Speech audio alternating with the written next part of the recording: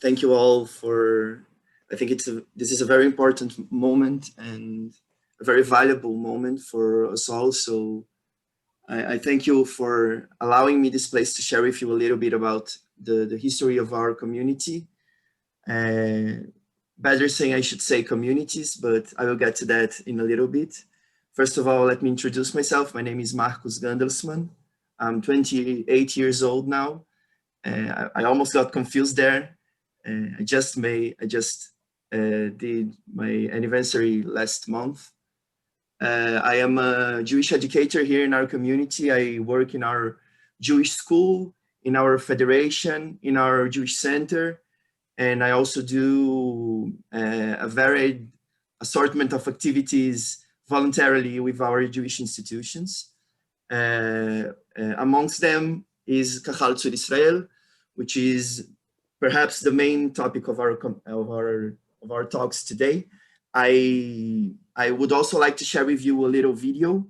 I apologize to you all that I wasn't able to organize a more appropriate material, let's say, of basis to this encounter, because I was noticed of it just a couple of weeks ago, and maybe a week and a half, and we were already in the middle of organizing our most important event of the year here in our community, which is our Jewish Cultural Festival. And I would like to speak with you a little bit about it as well at the end of my talk.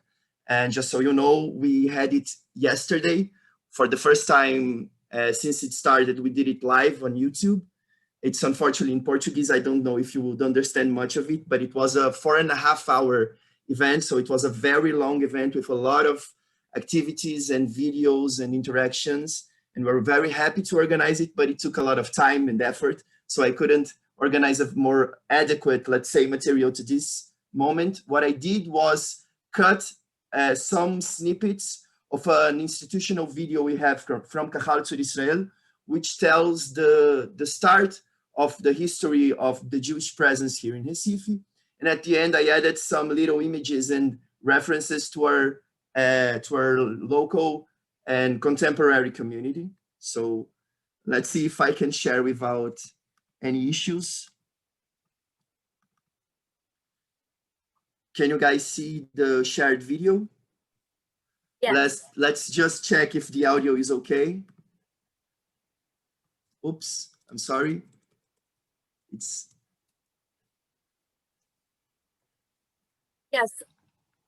I don't think we can hear the audio. If you want, I can also share it from my screen. The audio is not sharing? No. It's no problem. I can narrate it for you guys. Don't worry about that.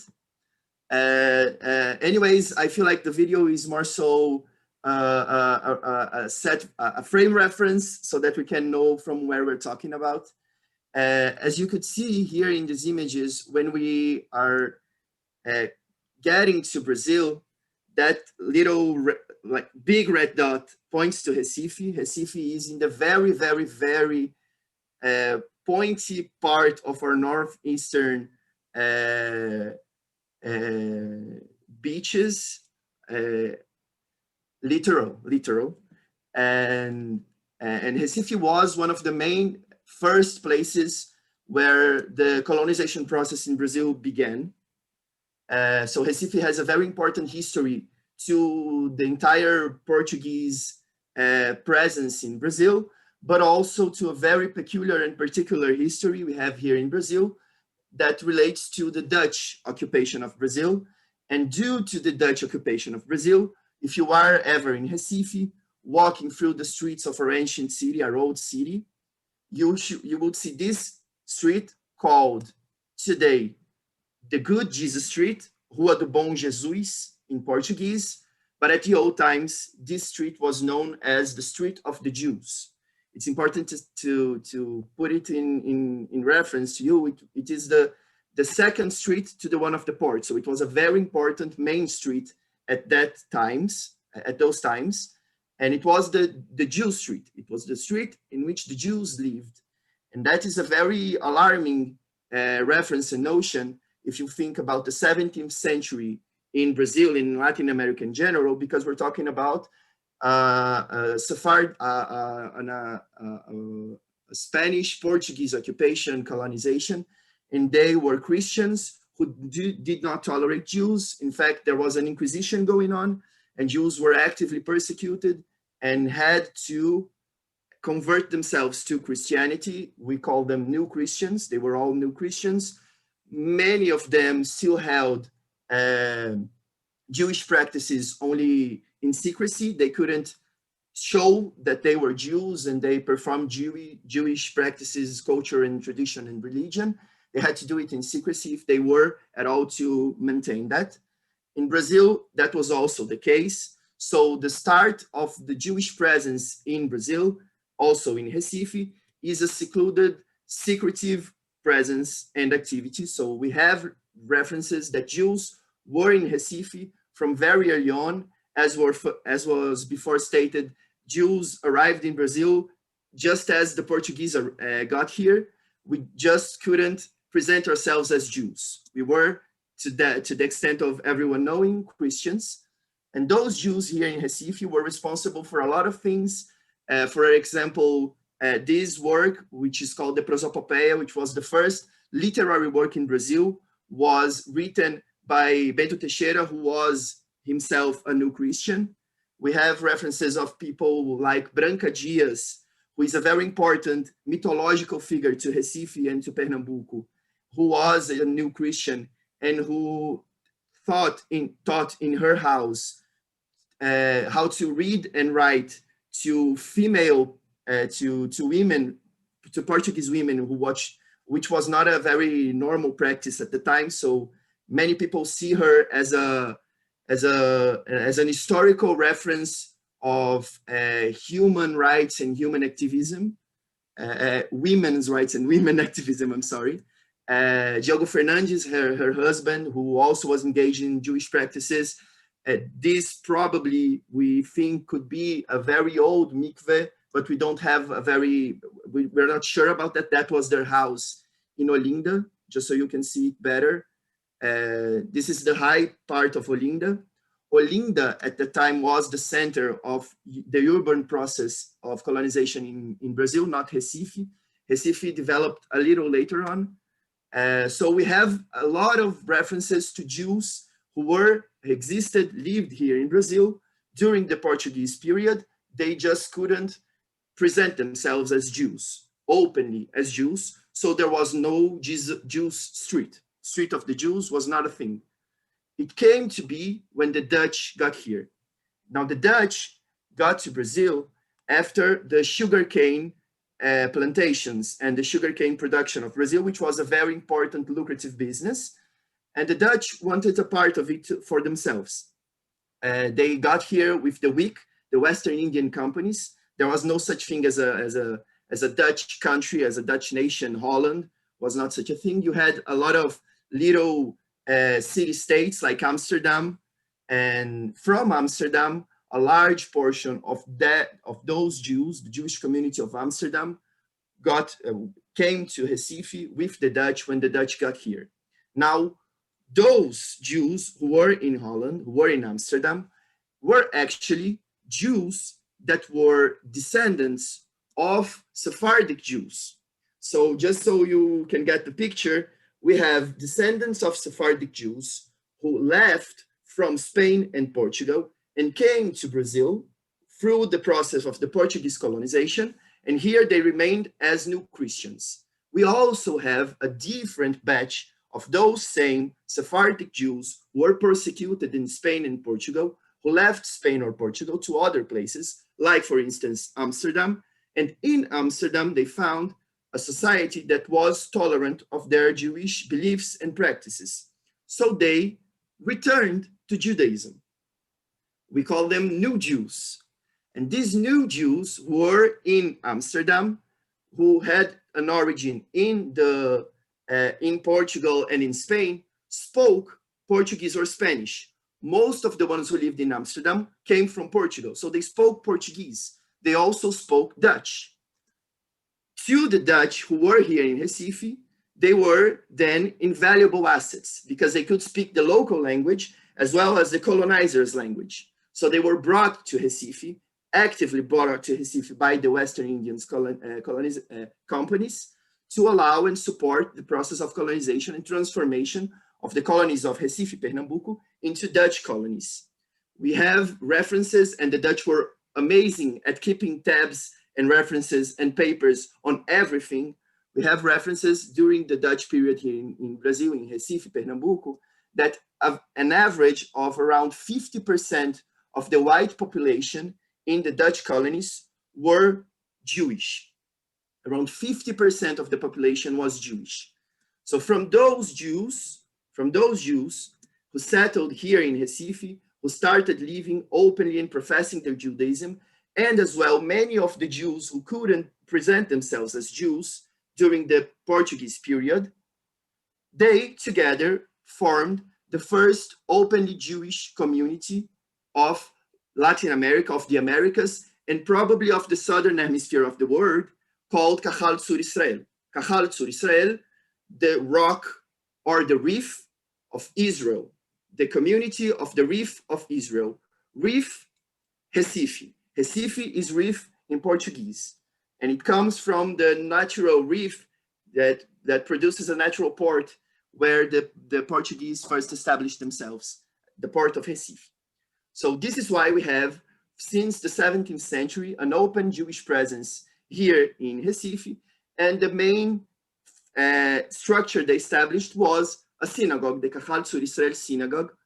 Let me go now here a little bit before here. That's perfect. So this history that I'm talking to you, 50 years ago, most people had no idea it even existed. Through a lot of research, a lot of papers, and a lot of excavations, we came to the realization during the 70s that in fact there was an open Jewish presence in Recife. And during the 90s, through further excavations, we found references to the establishment of this Jewish community and the place where that synagogue happened to exist and to be. How did we know that there was the place where the synagogue existed? Well, digging, we found, let the image get to the point that I'm trying to make, we found this little pit. And it was so close to where the river was that no one knew why people would make a place to gather water close to the river, if not to make a mikveh. In 2000, a rabbinic group, a rabbinic community gathering came to Recife and officialized that that was indeed a mikveh. And we know for a fact that there was the place where the synagogue Kahal Sur Israel existed. And we now have it for 20 years open as a museum for visitations and also as a holy place for ceremonies and other community gatherings. Generally speaking, this was the first part I wanted to get across to you all, and I am open for further conversation and comments. I would just like to see with Mustafa if he's ready to share his video. If not, I can go on with a different part of the talk. I would say if you could keep going for now, and we can get to that. And then maybe, does anybody right now have any questions? I can't see everybody, but if you have a question, feel free to unmute yourself for Marcos. We can also get back to it at the end if you feel more comfortable with that notion, or we can do it now. To me, it's okay. I'm open for business. However you feel like would be more adequate. No issues here. Okay. So why don't we can say them for after, if you don't mind just continuing on with your presentation. Okay. Thank you. Let's go on then. So as I said, the scenery for you, we're talking about three different, very particular, very peculiar, at least three, let's say four different periods of Jewish presence in Brazil, in Recife. The first one was the start of the Portuguese colonization. We had new Christians who practiced a kind of crypto-Judaism. They couldn't express themselves as Jews, but they nonetheless remained. And we even know that some places here in Recife, a place called Camaragibe, some people used to call it the city of synagogues, the city of synagogues, just so you have an image of how present it was at those times, this crypto-Judaism, which no one allegedly knew existed. We have then the Dutch presence, which opened the possibility for an open and known Jewish community that grew and was very prominent, came to represent 50% of the European population here in Pernambuco. And then when the Dutch were expelled in the 50s, 1654, those Jews had to decide what they would do. Would they return to Amsterdam? Would they remain here in Brazil and then naturally reconvert or convert for the first time to Christianity, which many did? Or would they find different places to settle? And some of them went on a boat north to other colonies of the Western Indian companies, one of those being what we now call New York, then New Amsterdam. And they were the first Jews who got to New York, Jews who came from Recife, actually Jews that got from Amsterdam to Recife, actually Jews that got from Portugal to Amsterdam, then to Recife, and then to New York. Those Jews who remained here, they went back to Christianity, but they kept some Jewish practices that got intertwined with the popular culture here in Brazil, here in Recife, Pernambuco. And to this day, we have a lot of cultural or popular cultural references, folklore, so to say, that we see and identify as Jewish in its origin.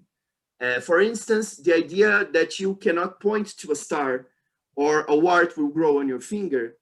The crypto-Jews, the Jews who had the practice of teaching their children to see the first star so that they knew when Yom Tov and Shabbat started, they had to teach their children not to do that anymore. So they came up with this idea. You shouldn't point to a star or a wart will grow on your finger. People who buried their dead in white cloths and not in cases, not in caskets, right? As Jews who saw the idea of burial as something that returned you to the earth, right? Who didn't put flowers at the cemeteries, but rocks, who kept candles inside their wardrobes and lit them every Friday. And to this day, you see different communities in the interior of Brazil who keep those practices and have no idea that they have a Jewish origin. So this is the third scene. The fourth and final scene is a more known or common, let's say, scene, which is the scene of the modern contemporary Jewish community that came to Recife during the 20th century, right? Which is already an Ashkenazi community in its origin and essence. And I happen to be a descendant of this community, this Ashkenazi community. My name is Marcos Gandelsman. My family came from Romania. At that time, no, it wasn't Romania. It was a region we know as Bessarabia. And from Bessarabia, my family and many other families came to Recife. Why Recife? As I stated before, Recife is a very close place to Europe, geographically speaking. So Recife was the first port for most, if not all, Jews who came to Brazil. Not all of them would remain in Recife, but most of them got to Recife and from Recife to other ports, be it to the northern part of Brazil, be it to the southern, let's say Rio de Janeiro or Sao Paulo, which is today the largest community of Jews in Brazil. Now, the Jews who got to Recife and stayed in Recife, most of them gathered around this square, which you see in this image, which is called Maciel Pinheiro. This image is from the 20s, which was the start of the most important period to this community. Before the 1920s, there were around 5 to 6 families of Jews living in Recife. And then in the 20s, more Jews got here. and a lot more of the institutions developed. As I stated before, I don't know if I stated before. I feel like I stated before, but maybe I didn't. One of the first institutions this community established in 1918 was a Jewish school. Yes, I did. And this Jewish school still remains to this day open and active. We now call it the Colégio Israelita Moysés Chvarts. Back then it was called the Judeo-Yiddish Brazilian School, 1918. And it changed its name and its location, but the idea, the notion, and the institution remains to this day. And it was recognized by CONIB, by our National Jewish Confederation, as the oldest Jewish school still in activity in Brazil. 2 years ago in our centenary. This is an image we prepared for the centenary. After it, I put to you an image of our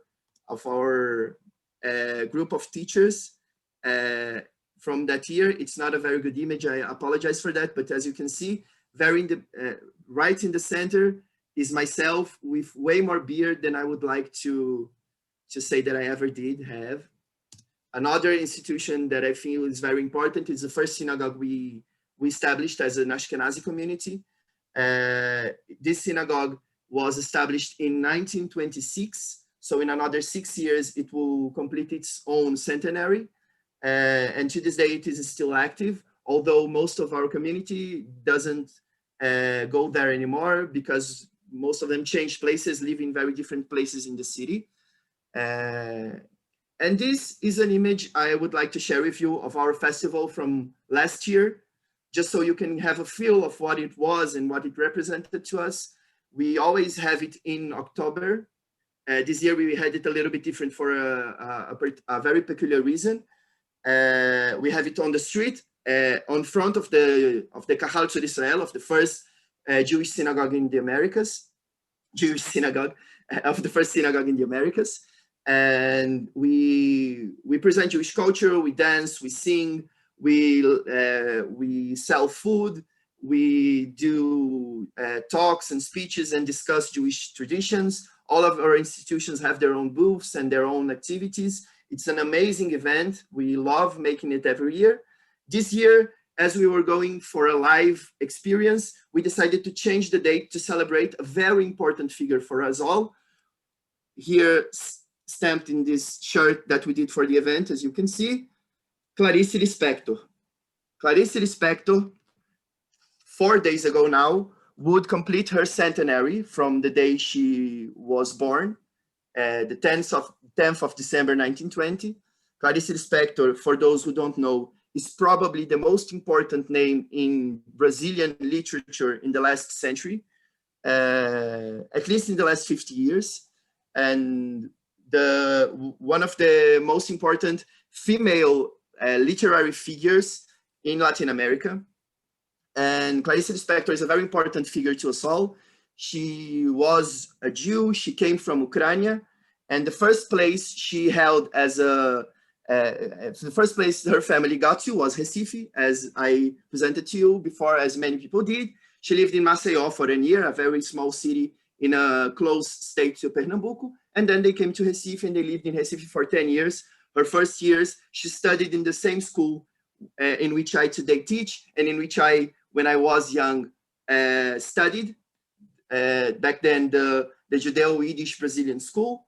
And she started writing and reading here. A very interesting text of her, Clandestine Happiness, talks about how she would go and try to get a book she really wanted to read from a friend of hers, which was the grandmother to one of my fellow students in school, Arthur Beristain. His grandmother, Sophia Beristain, was the friend of Clarissa Inspector, of which she speaks, who didn't want to loan her the book. And we celebrated Clarissa yesterday. It was a very, very beautiful ceremony, and I'm very happy to have participated in it. And for the presentation today, that's what I organized. I apologize for the rush and the lack of sound and all the balagan that happened. I thank you all for your attention, and let's get on with the program. Wonderful. Thank you so much, Marcos. That was excellent, actually, even with all the challenges. Very limited. So I have two questions for you. One is, does the Ashkenazi community know any Yiddish? Is there Ladino in the Sephardic community? So we today in Recife we have a couple different communities, a couple different organized Jewish communities. This Ashkenazi community, this tradition mostly from Bessarabia, most of them came from Bessarabia. Our grandmothers and grandfathers spoke Yiddish. It was the language people would hear in the streets if they walked around the Maciel Pinheiro Square in the 1920s and the 1930s and the 1940s. But today we don't hold Yiddish as the main language, because in the 1940s, as many communities around the world, the Jewish community in Recife decided to align itself with the Zionist orientation of the World Zionist Organization to start teaching Hebrew and not in Yiddish anymore. So the school changed to Hebrew, and we today learn Hebrew in our Jewish school. But we have some references to Yiddish. We this year held 4 different Shabbatot, especially related and dedicated to the Yiddish tradition. And we are also today speaking a lot more about the Sephardic tradition and Ladino. But we in our community today, unfortunately, do not have a lot of Sephardic Jews who could represent that tradition more, let's say, with more place regarding their heritage. But we do have an open dialogue with different communities from this region who are in fact Sephardic, and we do exchange culturally a lot of things. Okay, and then one more question before we go to Sao Paulo. Was Recife the town from which Jews left Brazil and fled to North America as the Portuguese drove the Dutch out of Brazil? Exactly. Yeah, that's the story we tell and we know. It's that is not to say that the entire structure of the Jewish community of New York to this day is dependent on this migration of Jews. But the first Jews who got there were from here. And you have a Portuguese Sephardic synagogue in New York, which was built and organized by this community. And the names you have there of the first Jews who got there, we have the same names in the lists of the Keilah Kahal Tzur Israel here. So we know, in fact, those Jews came from Recife. Thank you so much, Marcos. And Dear, now, yes. Mustafa, can I show my video? Sure, we're I send it to you, but I can try again from here. okay. If you want to try again real quick, and then we need to we're going to turn next to Sao Paulo after you present your video. So from there, if you'll turn it to the presenter in Sao Paulo, that'll be great. So are you able to, I can show the video, or if you want to show the video, whatever you prefer. If you can show the video, I send it to you, the link. Can you please? Okay. And then that's it. Okay, we will do that. I Share appreciate it. screen. Here we go.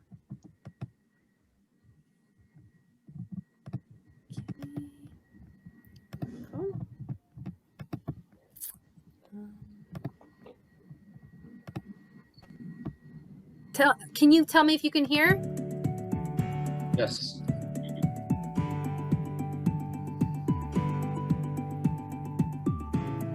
What do you expect to find when arriving in a new town? Culture, rich gastronomy, touristic infrastructure and tech, beautiful beaches and roads. Recife has all that. How about getting a bit more information about this city? Surely, in the end, you will want to come for a visit. Shall we go? Visitors arrive in Recife count with a modern airport located within the city and 5 minutes away from the beach and the best hotels. The international airport is considered one of the best on the world, having connections with North, Central and South America, Europe and Africa, as well as with all the state capitals of Brazil. The Boa Viagem Beach is considered one of the most beautiful and clean urban beaches in the country. Its shore has approximately 5 miles, offering great infrastructure and beauty with natural pools formed by the reefs, and a rich gastronomic, sports, and leisure experience. On the seafront promenade, the famous Boa Viagem Square with its old church, handicrafts market, and typical food. The city counts with international pattern hotels offering 17,100 beds, most of them in a step of beach. Very close to Recife are the famous international destinations of Olinda, a UNESCO World Heritage Site, Porto de Galinhas Beach, and Fernando de Noronha Archipelago, present in the lists of the best beaches in the world. A city with such a rich history could not have arts that were not a national reference. Recife houses many quality museums, such as Museu do Homem do Nordeste, Northeastern Main Museum, Museu da Cidade do Recife, Recife City Museum, Casa Museu Gilberto Freire, Ricardo Brenan Institute, considered the best on South America, and the incomparable Oficina Cerâmica Francisco Brenan. And last but not least, the Passo do Frevo and Cajo Sertão museums offer experience with technology and interaction of popular culture. When talking about crafts, one cannot miss a visit to the Centro de Artesanato de Pernambuco, Pernambuco Handicrafts Center, housed in an old sugar warehouse that today displays approximately 18,000 pieces produced by over 700 handicraftsmen. Other important points to see and to buy handicrafts are Mercado de São José Public Market, the oldest one in Brazil, and Casa da Cultura, where the old city jailhouse was located, and that houses today in itself stores with the most diverse handicrafts in the state. There are so many options that it's hard to choose. The creative tourism in Recife is awesome. It's not only tourism, it's feel and live all the places like a native person. A real Recifense. Recife is known as one of the most creative destinations around the world, with many incredible and unique creative experiences. And here, you find innovation experience connected with people in co-creation activities, which reveals identity, culture, and feeling. There are so many things in just one place. The city center can offer pleasant surprises like the Republic Squares and its garden and palaces. Nearby, know the Baroque set downtown, unveiling the temples and their surroundings. The main highlight is the Golden Chapel, the masterpiece of Pernambuco Baroque.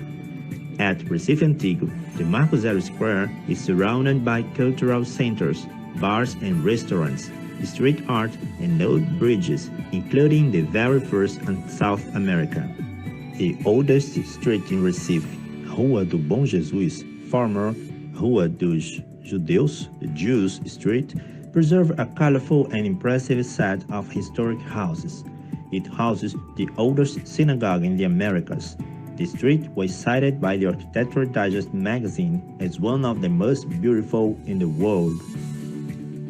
A beautiful way to see the city of Recife is on board the Catamaran Tours. The tour through Recife's bridges is an amazing ride for families, couples, and friends. You get the opportunity to learn about the story of the Dutch invasion and see the city from another point of view. To know more, you can access our portal visit.recife.br and follow our Instagram @visitrecife. There, you can find everything about the city and activities to do every day of the year. Thank you, Leah. Thank you, everyone. Wonderful. Thank you so much. Well, that is Recife. Thank you so much, Mustafa, for sharing that video. Okay. So now Fernando Filet from Sao Paulo. 10 minutes more or less the presentation. I can try Okay. to keep it very short, Leah, if that works best for you. 10 minutes is typically our time we aim for, around 4:15. So that would be perfect. Okay, so I'll try to share my screen here and see if we can get this done. Great. Or And you if can- people want to stick around after, if you have to run and still have questions for Fernando, you're welcome to do that. Okay, perfect. So can you see my screen? Yes. So let me first introduce myself. My name is Fernando, and I have been for the last 17 years organizing tours and guiding groups here in Sao Paulo. I've had a lot of groups from Israel. I've had a lot of Jewish groups from the States, and I was very lucky to have met in person with Shimon Peres a couple of years ago, which was a very significant day for me because I admire him a lot. So before I want to talk to you about some of the possibilities that we can offer in Sao Paulo for Jewish groups. But before I go into that, I want to just give a very quick overview of Brazil and of Sao Paulo. As you probably know, Brazil, we are the biggest country in South America. We occupy almost 50% of the Brazilian territory, and we are divided in states like the United States. In the United States, you guys are 50 states. In Brazil, we have 27 states. And Brazil borders every single country in South America, apart from two. The only two countries we do not border is Chile and Ecuador. And we are also the only Portuguese-speaking country in South America. The state of Sao Paulo, where I'm from, I'm speaking from the state, and I'm also speaking from the capital, the city of Sao Paulo, is the state in red here that you can see in the southeast of the country. It is, well, just to give you an idea of how important the state of Sao Paulo is to Brazil, today the state of Sao Paulo is responding for more than 35% of the Brazilian GDP. More than a third of Brazil's money is concentrated here in Sao Paulo. And today, Sao Paulo, the city, we have the biggest Jewish community in Brazil lives in Sao Paulo. Brazil as a country, we hold the 9th biggest Jewish community in the world. In South America, Argentina, they have more Jewish than us. After Argentina, it's Brazil. And in Brazil, we estimate to have 120,000 Jewish living in Brazil, out of which 75,000 live in the city of Sao Paulo. We have 45 synagogues in Sao Paulo. It's a very important place for the Jewish community. Just to give you an idea of population, Brazil, we are talking about 210 million people in the country, out of which 45 million people live in the state of Sao Paulo. And the city of Sao Paulo, we are concentrating almost 10% of the Brazilian population. We have more than 5,000 cities in Brazil, and the city of Sao Paulo today holds approximately 10% of the Brazilian population with 20 million people. Actually, when we say 20 million people in Sao Paulo, you see the map here of the metropolitan area. Can you see that Sao Paulo has the shape of a dog? You can see the 2 ears here, and you can see the nose of the dog, and then you can see the neck of the dog here. It's a city that became prosperous very late. So the first Jewish to settle in Sao Paulo, we were talking about the Jewish community coming in the end of the 19th century. Actually, the first synagogue that we'll see in the slides is dating from 1912. And the first Jewish to come to Sao Paulo were Jewish that were coming from France and from Moldavia, Romania. Mainly, the reason why they were coming at the end of the 19th century, and the reason why we only have the first synagogue in the 1912, beginning of the 20th century, is because the first immigrants, they wouldn't stay in Sao Paulo. They would come, they would work, they would make some, raise some money, as tailors, as selling all different kinds of things, but working in the service sector, and then they would go back. So it was just in the beginning of the 20th century that we start to have the first Jewish immigrants that are actually settling in Sao Paulo. The next slide here that I will show you, this is one of the places that is a must go for in Sao Paulo. It's the Jewish memorial, and it was also the first synagogue we have in Sao Paulo, dating from 1912. It has a museum which keeps a wide and very valuable collection of documents designed to value the contribution to the Jewish development of Brazil. The next slide here I will show you is a picture of the museum. So this is one of the pictures of the museum of the Memorial Immigration. The Jewish in Sao Paulo nowadays, they are seen by the Brazilian society as very successful people. They had a very tough beginning. It was not easy for the first Jewish immigrants when they arrived in Sao Paulo. That's why they have these centers like the Congregação, the First Synagogues that were also accommodating people from the Jewish that were migrating from different places and helping them initially in Sao Paulo. One of these well, as I said, the Jewish are today, they are seen as very successful people. 68% of the Jewish population in Sao Paulo, they do hold a university degree. And then you have 70% of the Jewish people living in Sao Paulo are considered to belong to the upper social classes of the society. So they are seen today as extremely successful people, a group of very successful people. 2 weeks ago, we had, unfortunately, Mr. Safra, which was the owner of Banco Safra, passed away. But we also see the Jewish, they are very closed in their communities, but they help Brazilians a lot. An example of this, they are giving back. They had a very tough beginning. They struggled a lot, they succeeded, but now they are also giving back a lot to the society. One of the examples of this giving back is this place called Unibis, União Israelita Brasileira. It's well, can you see? You cannot see mine in full screen, can you?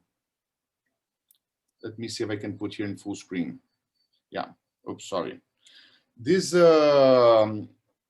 institution that was founded in 1915 was an organization with the aim of helping thousands of the Jewish who arrived after the wars, First and the Second World War. That's how they started almost 100 years ago, well, 105 years ago. Nowadays, of course, they are still providing assistance to the Jewish community. They still have services, they still have schools, exposition, but they are also giving back a lot to the society. They are very well known in Sao Paulo today for distribution of foods. They are also very well known for medical services, which they provide to the society. It's in Unibis, the picture that I showed you here in the slides is one of the units that you see. Like this unit, not the same architecture, of course, but this is one out of the 14 units they have in the city of Sao Paulo. So, and mainly to do social services. Another place that it's very interesting to visit once you are in Sao Paulo is the congregation, is the Israeli congregation, which is was founded in 1936 by a group of Jewish refugee immigrants from escaping from Nazi Germany.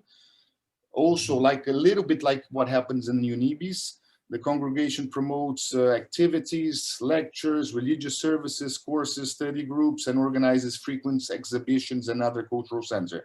The next slide is the picture that you have inside this congregation.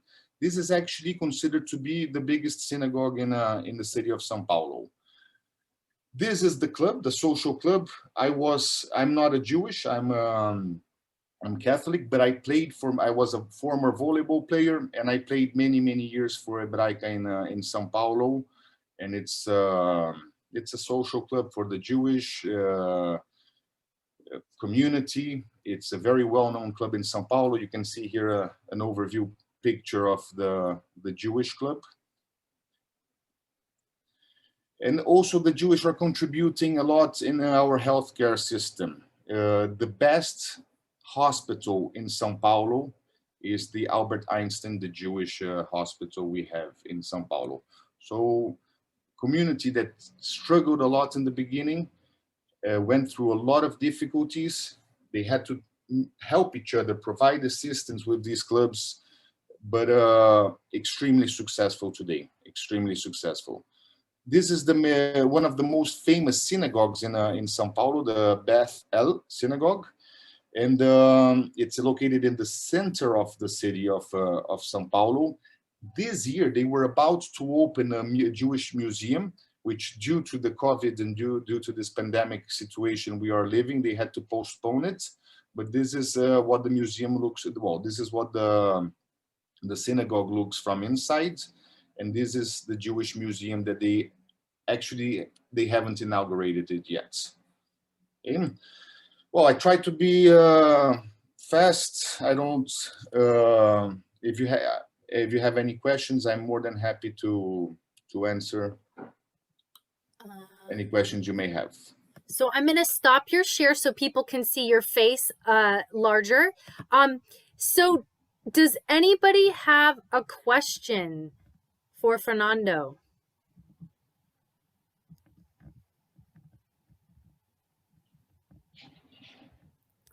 And if not, can you possibly leave your email address in the chat section so that people can be able to follow up? But I do have a question from the Friedmans. Yeah, I was wondering, you know, I used to have cousins in Brazil, originally from Porto Alegre. Nobody's in Porto Alegre anymore. One of them moved to Sao Paulo and everybody else is either in London or in Israel. And I'm just wondering if the community is growing or shrinking, or is their experience different than most, or is the community kind of stable? It's kind of stable. And I've heard, I was actually talking to, I have a lot of Jewish friends here in Sao Paulo. And the main concern they have here nowadays is that there has been a lot of interracial marriages nowadays.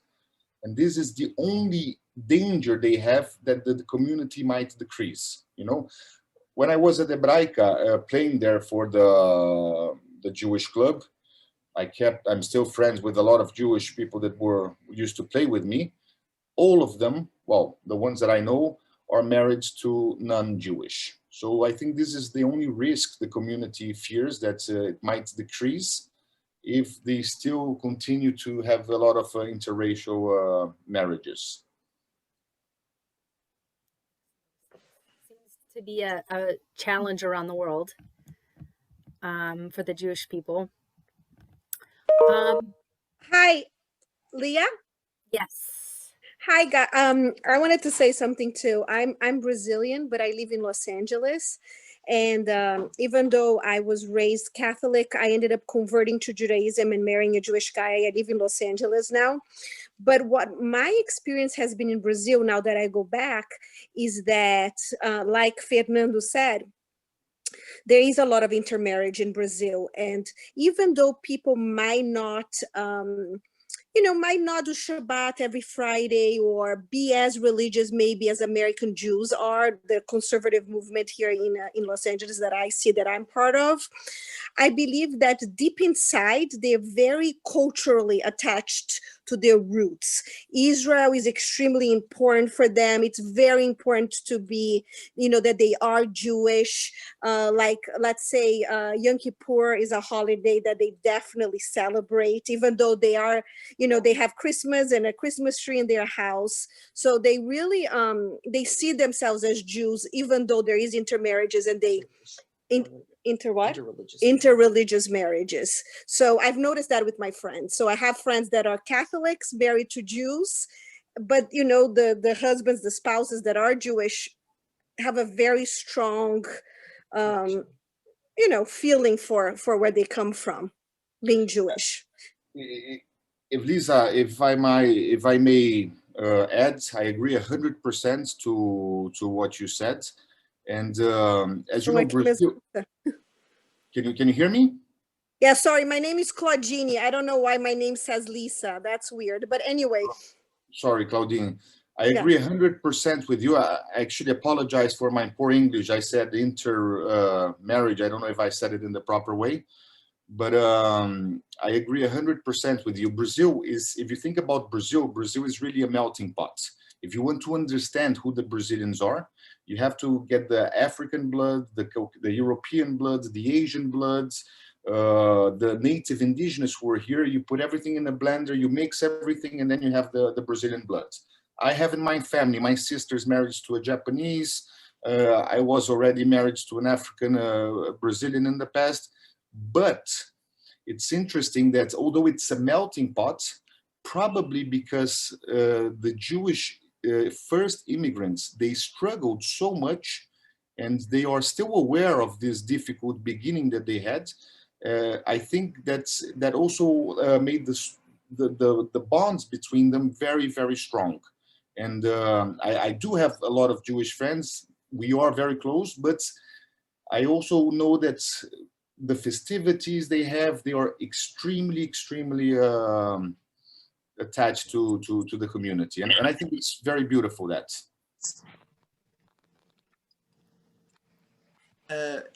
If I may just add a little word about the subject, from perhaps a bit of different perspective. I think that a huge and very valuable development from the last decades here in Brazil is the establishment of new reform synagogues and reform communities. And the general perspective with regards to the reform movement here in Brazil is changing a lot in the most recent decades, as it did in the United States in some years ago already. And I feel like this movement is already making a huge, very important difference in the social structure and organization of the Jewish communities in Brazil. And I feel like that is a very important and powerful perspective towards the future of Judaism in Brazil, especially because reform values pluralism, inclusion, right? And when you speak about interfaith marriages, it's not an issue, right? If you remain in a more conservative and orthodox framework, it's very much so an issue. And so I see a lot of growth and development in reform communities, and I feel like we will see that further on in the next decades or so.